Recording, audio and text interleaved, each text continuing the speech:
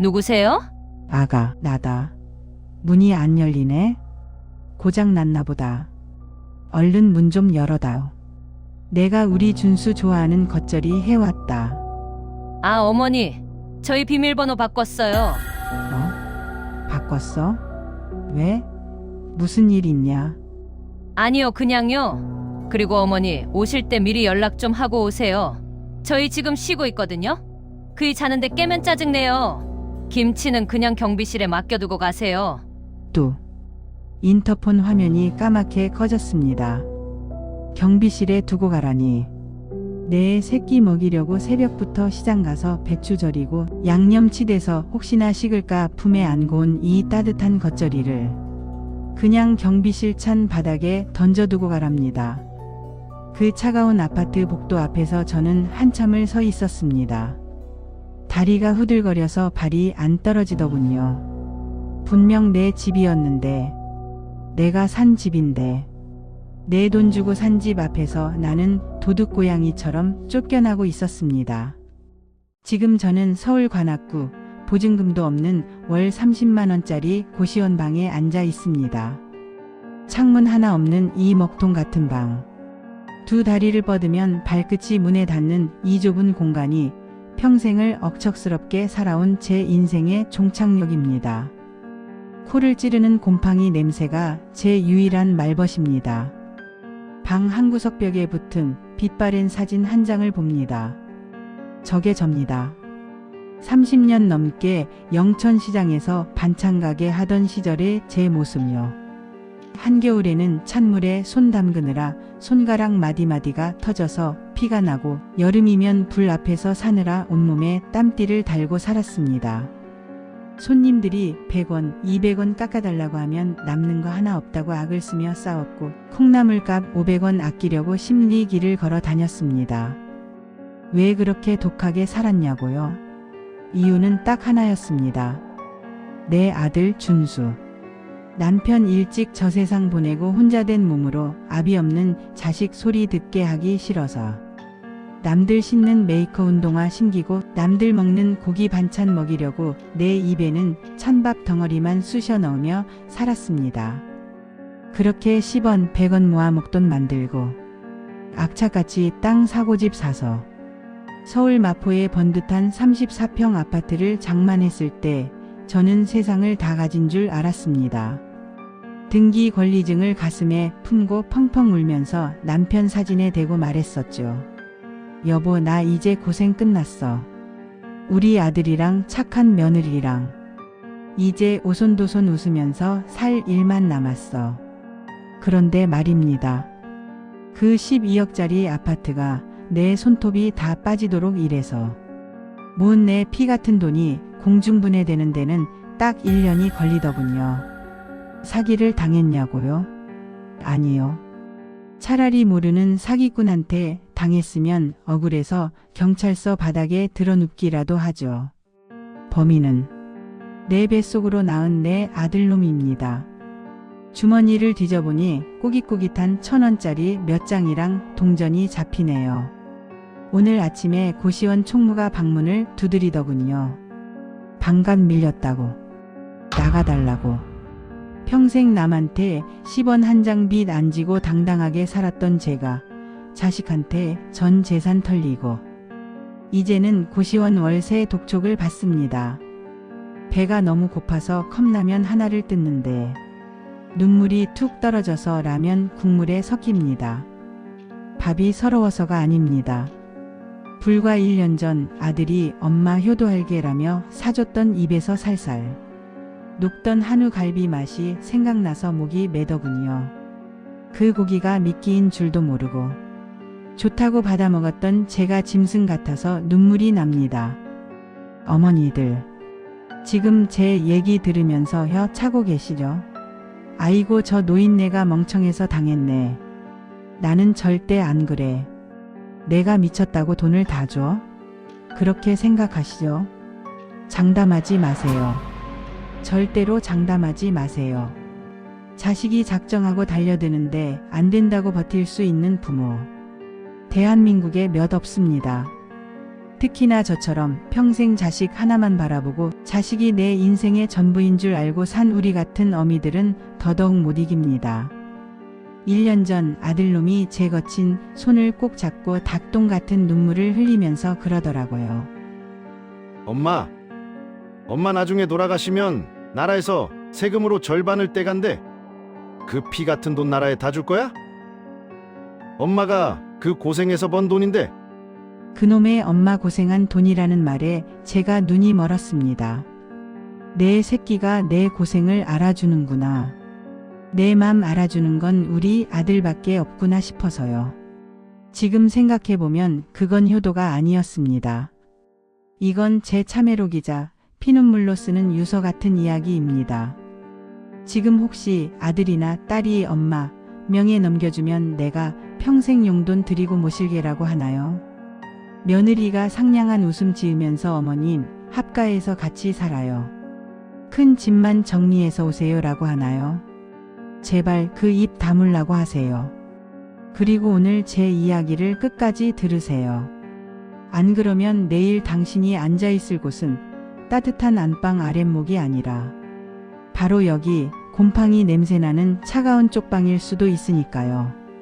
제가 어떻게 그 여우 같은 며느리와 늑대 같은 아들에게 홀려서 내 목숨줄 같은 도장을 찍어줬는지, 그 기막히고 억장 무너지는 사기극의 전말을 지금부터 아주 낱낱이 말씀드리겠습니다. 시계를 1년 전 2024년 11월 1일로 돌려봅니다. 그날 밤에도 오늘처럼 비가 추적추적 내렸습니다. 저는 거실에서 아들이 좋아하는 김치 부침개를 부치고 있었습니다. 고소한 기름 냄새가 온 집안에 진동했죠. 그때 현관문이 열리고 아들 준수가 들어왔습니다. 평소 같으면 엄마 맛있는 냄새 나네 하고 너스레를 떨며 들어올 녀석인데 그날따라 어깨가 축 처진 게 세상 짐을 혼자 다 짊어진 표정이었습니다. 저는 가슴이 철렁해서 물었죠. 준수야, 무슨 일 있냐? 회사에서 뭔 일 있었어? 아들은 말없이 식탁에 앉더니 한숨만 푹푹 쉬더군요. 그러더니 가방에서 두툼한 서류 뭉치랑 노트북을 꺼내서 식탁 위에 펼쳐놓는 겁니다. 노트북 화면에는 깨알 같은 숫자가 적힌 엑셀표가 가득했습니다. 저는 까막눈은 아니지만 그 복잡한 숫자들을 보니 눈이 핑 돌더군요. 엄마, 잠깐 앉아보세요. 저랑 이야기 좀 해요. 아들의 목소리가 너무 심각해서 저는 부침개 뒤집개도 내려놓지 못한 채 식탁 앞에 앉았습니다. 아들이 노트북 화면을 손가락으로 가리키며 입을 뗐습니다. 엄마, 이 아파트요. 지금 시세가 12억인 거 아시죠? 그래, 부동산에서 그러더라. 많이 올랐다고. 그게 문제예요, 엄마. 집값이 너무 올라서 나중에 큰일 나게 생겼어요. 큰일이라니? 집값 오르면 좋은 거 아니냐? 아들은 답답하다는 듯 머리를 감싸 쥐더군요. 그리고 저를 똑바로 쳐다보며 이렇게 말했습니다. 엄마, 상속세라고 들어보셨죠? 엄마가 만약에 나중에 돌아가시면요. 이 집을 제가 물려받아야 하잖아요? 그때 나라에 내야 할 세금이 얼마인지 아세요? 저는 꿀먹은 벙어리가 됐습니다. 세금이야 뭐 몇백만 원 나오겠지 생각했으니까요. 그런데 아들의 입에서 나온 액수는 제 심장을 먹게 만들었습니다. 엄마, 놀라지 마세요. 최소 4억이에요. 4억. 뭐? 4억? 아니 무슨 나라가 날강도냐. 내가 평생 장사해서 번 돈으로 산 집인데 무슨 세금을 4억이나 떼어가. 제가 펄쩍 뛰니까 아들이 차분하게 설명을 이어가더군요. 지금 정부에서 새 법을 개정하려고 하는데 부자 감세니 뭐니 해도 결국 서민들 아파트 가진 사람들만 죽어나는 구조라고요. 거기다 이 아파트가 위치가 좋아서 5년 뒤에는 20억까지 갈 건데 그러면 세금만 8억, 10억이 될 수도 있다는 겁니다. 엄마, 생각해보세요. 제가 지금 월급쟁이잖아요. 나중에 엄마 돌아가시고 제가 무슨 돈으로 세금 8억을 내요? 못 내요, 저? 그럼 어떻게 되는 줄 아세요? 이 집, 나라에서 경매로 넘겨버려요? 헐값세요. 엄마가 평생 손발 터져가며 장만한 이 집. 나중에 저는 살아보지도 못하고 남의 손에 넘어가는 거라고요? 그 말을 듣는데 눈앞이 캄캄해지더군요. 내가 어떻게 장만한 집인데. 콩나물값 100원 아끼고 내 속옷 한 장 안 사입으면서 산 집인데.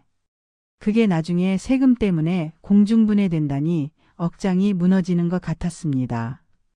그때 아들이 제 손을 덥석 잡았습니다. 아들의 손이 따뜻하면서도 축축하게 젖어 있더군요. 근데 엄마, 방법이 아예 없는 건 아니에요. 제가 며칠 동안 밤새워서 세무사 친구랑 상담하고 짜온 계획이 있어요. 아들은 준비해 온 서류 한 장을 제 앞으로 쓱 밀었습니다. 제목이 참 근사했습니다. 어머니 노후보장 및 절세 플랜. 아들은 눈을 반짝이며 설명을 시작했습니다. 엄마, 지금 미리 저한테 증여를 해주시면요. 세금을 10분의 1로 줄일 수 있어요. 제가 부담부 증여라는 걸로 처리하고 대출 좀 끼고 하면 세금 5천만 원이면 끝나요. 4억 낼 거 5천만 원으로 막는 거예요. 엄마, 이거 안 하면 우리 진짜 바보 되는 거예요. 솔직히 세금 5천만 원도 큰 돈이지만 4억에 비하면 싸게 느껴졌습니다. 하지만 불안한 마음이 아주 없던 건 아니었습니다. 주변에서 친구들이 그랬거든요. 절대 죽기 전엔 자식한테 재산 넘기는 거 아니다. 돈 쥐고 있어야 대접받는다. 그 말이 생각나서 제가 머뭇거리니까 아들은 귀신같이 제 마음을 읽더군요. 엄마, 지금 망설이시는 거 알아요? 혹시나 명예 넘겨주고 나면 제가 입 싹 닦을까 봐 걱정되시죠? 아니, 내 새끼를 왜 못 믿어? 그런 게 아니라 아니요. 걱정하시는 게 당연해요. 요즘 세상이 흉흉하잖아요. 그래서 제가 이것도 준비했어요. 아들은 또 다른 서류 한 장을 꺼냈습니다. 거기에는 효도각서라고 큰 글씨가 적혀 있었습니다. 아들은 볼펜으로 줄을 그어가며 내용을 하나하나 읽어주더군요. 자, 보세요, 엄마. 첫째, 내달 25일에 생활비 200만 원씩 엄마 통장에 자동이체한다. 둘째, 엄마 병원비, 수술비는 금액 상관없이 전액 제가 부담한다. 셋째, 일주일에 한 번은 무조건 엄마 모시고 식사한다. 넷째, 나중에 엄마 연세 드셔서 혼자 지내기 힘드시면 저희 집이랑 합가해서 제가 모시고 산다. 세상에, 글자 하나하나가 어찌나 듬직하고 고맙던지. 특히 합가에서 모시고 산다는 말에 마음이 스르르 녹아내렸습니다. 사실 혼자 사는 게 적적하고 무서웠거든요. 아들은 글썽이는 눈으로 저를 바라보며 결정적인 한마디를 던졌습니다. 엄마, 저 믿으시죠? 저 엄마 아들 준수예요. 제가 엄마 평생 고생만 하신 것 뻔히 아는데 걔가 어떻게 엄마를 배신해요? 저는 그냥 엄마가 지키신 이 재산 억울하게 나라에 안 뺏기고 싶어서 그래요. 그리고 이제 엄마도 집 관리, 세금 관리 신경 쓰지 마시고 편하게 사셨으면 좋겠어요. 용돈 받으시면서 친구분들이랑 여행도 다니시고 맛있는 것도 사 드시고요. 제가 그렇게 해드리고 싶어요. 제발요, 엄마. 아들의 눈에서 눈물 한 방울이 톡 떨어져 제 손등을 적셨습니다. 그 뜨거운 눈물이 제 이성을 마비시켰습니다. 그래, 내 아들이 날 위해서 이렇게까지 공부하고 알아왔는데 내가 의심하면 벌 받지. 어차피 죽으면 다 죽어갈 건데 세금 아끼는 게 낫지. 저는 떨리는 목소리로 물었습니다. 그래, 그럼 어미가 뭘 하면 되냐? 아들의 표정이 순식간에 밝아지더군요. 엄마는 그냥 인감도장만 주시면 돼요. 나머지는 제가 법무사 통해서 싹 다 처리할게요. 엄마는 아무것도 신경 안 쓰셔도 돼요. 저는 안방 장롱 깊숙한 곳에서 인감도장을 꺼내왔습니다. 그리고 아들이 내민 서류 곳곳에 도장을 찍었습니다. 김, 도, 자. 빨간 인주가 묻은 제 이름 3글자가 서류에 찍힐 때마다 왠지 모르게 가슴 한구석이 싸했습니다. 마치 내 영혼을 파는 것 같은 기분. 하지만 아들이 옆에서 엄마, 고마워요. 진짜 잘한 결정이에요. 이제 우리 걱정 끝났어요. 하며 제 어깨를 주물러주는 바람에 그 불안감은 금세 사라졌습니다. 도장을 다 찍고 나니 아들이 부침개를 손으로 집어먹으며 해맑게 웃더군요. 와, 역시 우리 엄마 김치전이 세상에서 제일 맛있다. 저는 그 모습을 보면서 흐뭇했습니다. 그래, 잘했다. 자식 좋은 일 시키는 건데 뭐가 아깝냐. 200만 원씩 용돈 받으면 그게 더 편하지. 그렇게 스스로를 위로했습니다. 그날 밤 아들이 돌아가고 나서 저는 효도각서를 냉장고 문에 자석으로 붙여놨습니다. 그 종이 쪼가리가 저를 지켜줄 거라고 믿었으니까요. 하지만 저는 몰랐습니다. 그 노후 보장 플랜이라는 엑셀 파일이 사실은 노후 파산 플랜이었다는 것을. 그리고 그날 아들이 흘린 눈물은 12억짜리 아파트를 삼키기 위한 악어의 눈물이었다는 것을요. 제가 도장을 찍어준 그 순간 법적으로 저는 더 이상 집주인이 아니었습니다. 저는 그저 내 아들 소유의 집에 얹혀 사는 세입자, 아니 언제든 쫓아낼 수 있는 불청객이 된 것입니다. 참 바보 같죠?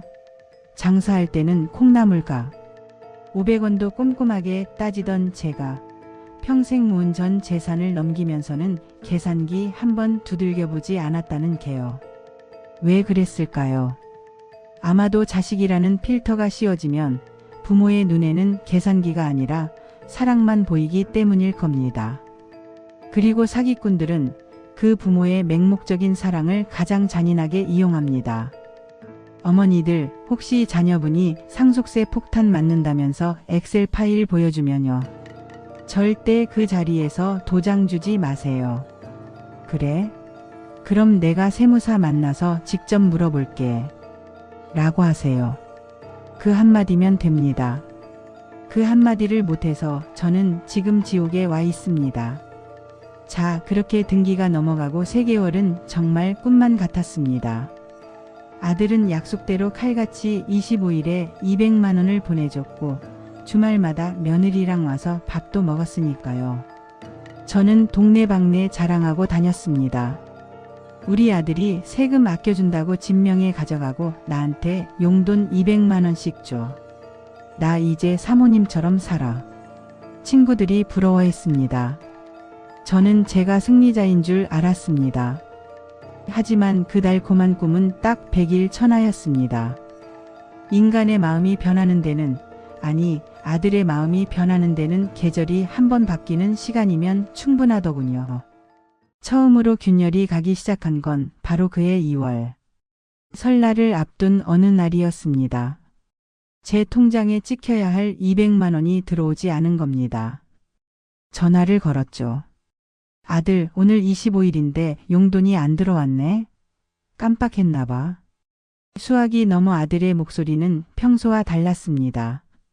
약간 짜증이 섞인 듯한, 그리고 무언가 쫓기는 듯한 목소리.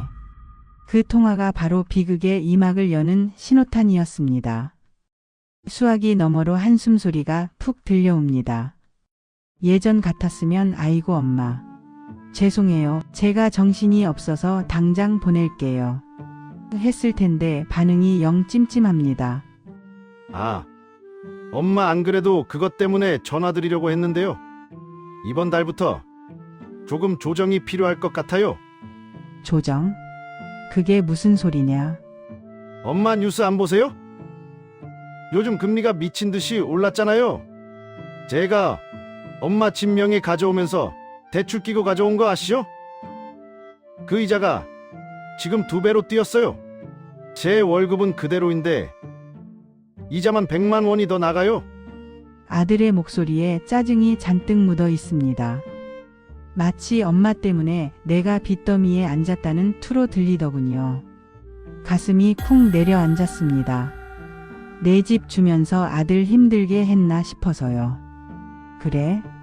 많이 힘드냐? 힘든 정도가 아니에요. 저 이번 달에 적금도 깼어요. 그래서 말인데요.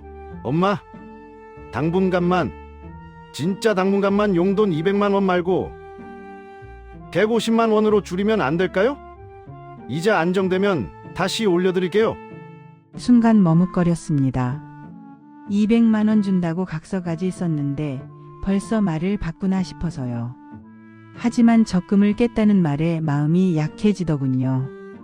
애미가 돼서 자식 힘들다는데 돈 타령하는 게 맞나 싶기도 하고요. 그래, 알았다. 50만 원 없어도 사니까 너무 걱정 마라. 밥 잘 챙겨 먹고. 네. 고마워요, 엄마. 역시 우리 엄마밖에 없네. 끊을게요. 전화는 1분도 안 돼서 끊어졌습니다. 그때는 몰랐습니다. 제가 했던 그래, 알았다는 말이 제 첫 번째 실수였다는 것을요. 한 번 물러서기가 어렵지 2번은 쉽더군요. 개구리를 끓는 물에 바로 넣으면 뛰쳐나오지만 찬물에 넣고 서서히 데우면 따뜻한 줄 알고 가만히 있다가 삶아 죽는다고 하죠. 제가 딱 그 꼴이었습니다. 다음 달이 되자 150만 원은 120만 원이 되었습니다. 이유요? 이번엔 손주 녀석들 학원비가 올랐답니다. 그 다음 달엔 100만 원이 되었습니다. 며느리가 차 사고를 냈답니다. 처음엔 미안해요 엄마 하던 목소리가 나중에는 당당해지더군요. 엄마 혼자 사시는데 돈 쓸 데도 없잖아요. 100만 원이면 충분하잖아요. 우리 네 식구는 지금 손가락 빨고 있어요. 기가 막혔지만 따질 수가 없었습니다. 왜냐고요? 이미 집 명의는 넘어갔고 경제권은 아들 손에 있으니까요. 돈줄을 쥔 사람이 권력을 쥐는 겁니다. 저는 더 이상 집주인이 아니라 아들의 선처를 기다리는 부양 대상자로 전락해버린 겁니다. 어머니들 잘 들으세요. 내 주머니에 돈이 있어야 자식도 나를 어려워합니다. 돈이 권력이고 돈이 곧 부모의 위험입니다. 치사하게 자식한테 돈으로 유세 떠냐고요? 네, 유세 떠셔야 합니다. 자본주의 사회에서는 피 섞인 자식이라도 내 손에 쥔 게 없으면 그 순간부터 무시가 시작됩니다. 돈만 줄어든 게 아닙니다. 진짜 서러운 건 사람 취급이 달라진다는 겁니다. 증여하기 전에는 일주일에 한 번씩 찾아와서 어머니 뭐 드시고 싶은 거 없으세요? 하며 살갑게 굴던 며느리. 등기 넘어가고 나니 발기를 뚝 끊더군요. 전화하면 어머니, 저 지금 바빠요. 나중에요. 하고 뚝 끊습니다. 한 번은 너무 보고 싶어서 제가 반찬을 해서 집으로 찾아갔습니다. 비밀번호를 누르고 들어갔더니 며느리가 소파에 누워있다가 저를 보고는 기겁을 하더군요. 아니 어머니, 연락도 없이 오시면 어떡해요? 저 꼴이 이게 뭐예요? 진짜 놀랐네? 반가워하기는커녕 짜증부터 냅니다. 옛날 같았으면 어머니 오셨어요. 힘드신데. 뭘 이런 걸 해오셨어요 했을 애가 눈을 동그랗게 뜨고 저를 쏘아붙이는데 내가 남의 집에 왔나 싶더군요. 애미야, 너 준수랑 애들 먹이려고 갈비 좀 재웠다. 어머니, 요즘 애들 살쪄서 고기 줄여야 해요. 그리고 저번에도 말씀드렸잖아요. 짜게 드시지 말라고요. 이거 다 나트륨 덩어리인데. 고맙다는 말 한마디 없이 제 반찬통을 냉장고 구석에 처박더군요. 그러고는 자기 친구랑 통화하러 방으로 쏙 들어가 버립니다. 거실에 덩그러니 서 있는 제 꼴이 참. 내가 내 집 놔두고 남의 집에서 눈칫밥 먹는 신세가 됐구나. 서러움이 목구멍까지 차올랐지만 아들하고 싸움 날까 봐 조용히 나왔습니다. 그리고 결정적인 사건은 지난 추석 때 터졌습니다. 명절이 다가오니까 그래도 기대가 되더군요. 아무리 바빠도 명절엔 오겠지. 송편 빚어놓고 기다려야지. 새벽부터 일어나서 장을 봤습니다. 토란국 끓이고 전 부치고 손주 녀석 좋아하는 식혜도 담갔습니다. 허리는 끊어질 듯 아팠지만 북적거릴 집안 풍경을 생각하니 힘든 줄도 몰랐습니다. 그런데 명절 당일 아침 전화가 옵니다. 아들입니다. 아들, 언제 출발하냐? 차 많이 막히지? 아, 엄마 저희 이번엔 처가 먼저 가야 할 것 같아요. 처가? 아니 여태껏 우리 집 먼저 오다가 왜 갑자기? 장인어른이 몸이 좀 안 좋으시대요. 그리고 집사람도 명절마다 스트레스 받아 했어. 이번엔 처가 갔다가 연휴 마지막 날이나 돼야 들를 수 있을 것 같아요. 아니면 다음 주말에 갈게요. 머리를 한 대 맞은 것 같았습니다. 장인어른 아픈 건 걱정되면서 허리 수술한 애미는 안중에도 없나 봅니다. 예전 같았으면 그래도 차례는 지내야지 하고 호통이라도 쳤을 텐데 이제는 그 말이 안 나옵니다. 큰 소리 쳤다가 그나마 주는 용돈 100만 원도 끊길까? 다음에 올게요 라는 말이 영영 안 갈게요가 될까? 겁이 나더군요. 그래, 알았다. 처가 어른 잘 챙겨드려라. 전화를 끊고 멍하니 거실에 앉아 있는데 TV에서는 한복 입은 가족들이 웃고 떠드는 모습이 나옵니다. 부엌에는 식어가는 전 냄새만 가득하고요. 그 넓은 아파트가 어찌나 춥고 휑하던지.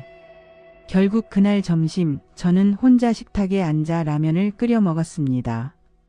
상다리 부러지게 차려놓은 명절 음식은 손도 대기 싫더군요. 라면 국물에 찬밥을 말아 먹는데 식탁 위에 놓인 가족 사진이 눈에 들어왔습니다. 제 칠순 잔치 때 찍은 사진입니다. 아들, 며느리, 손주들. 다들 제 옆에서 환하게 웃고 있네요. 사진 속의 저는 세상에서 제일 행복한 할머니인데 현실의 저는 라면 하나 먹으며 울고 있는 쭈그렁 할머니입니다. 그때 깨달았습니다. 아, 저 사진 속의 웃음은 나를 향한 게 아니었구나. 내 이름으로 된 등기 권리증, 내 통장에 있던 현금. 그것들이 나를 빛나게 해주는 조명이었고 가족들은 그 조명을 보고 웃었던 거구나. 조명이 꺼지니까 관객들은 다 떠나버렸습니다. 빈 무대에는 늙고 병든 배우 하나만 남았습니다. 권력이 사라진 자리는 사랑으로 채워지지 않았습니다. 무시와 천대, 그리고 지독한 외로움으로 채워질 뿐이었습니다. 어머니들, 자식이니까 주면 고마워하겠지라는 생각 제발 버리세요. 부모가 헌신하면 자식은 헌신짝처럼 버린다는 옛말, 그거 하나도 틀린 거 없습니다. 내 손에 떡이 들려 있어야 자식이 입을 벌리고 다가옵니다. 떡을 다 줘버리면 자식은 떡만 챙겨서 뒤도 안 돌아보고 갑니다. 그날 밤 저는 남은 전을 쓰레기통에 다 버렸습니다. 그리고 결심했습니다. 내 집 다시 찾아야겠다. 이대로 굶어 죽으나 싸우다 죽으나 매한가지다. 내일 당장 아들놈 집에 쳐들어가서 단판을 짓겠다. 하지만 여러분, 제가 너무 순진했습니다. 저는 바닥을 찍었다고 생각했는데 아직 지하실이 남아있더군요. 다음날 아들 집을 찾아갔을 때 저는 제 귀를 의심하는 이야기를 듣게 됩니다. 차라리 귀머거리가 됐으면 좋았을 끔찍한 모의를 듣고 만 것이. 자, 제가 아들 집 문 앞에서 엿들은 그 충격적인 대화. 도대체 그들이 저를 어떻게 처리하려고 했는지 그 소름 끼치는 계획을 말씀드리겠습니다.